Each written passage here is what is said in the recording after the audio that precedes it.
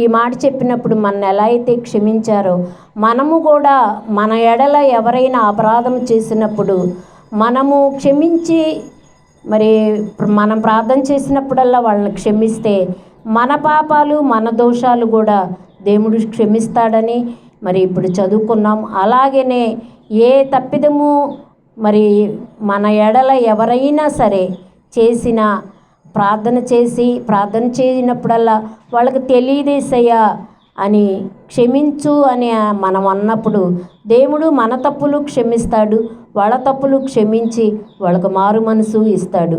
అలాగలా మనం చెయ్యాలి అంటే క్రీస్తు మనసు, క్రీస్తు ప్రేమ మనలో ఉండాలన్నమాట.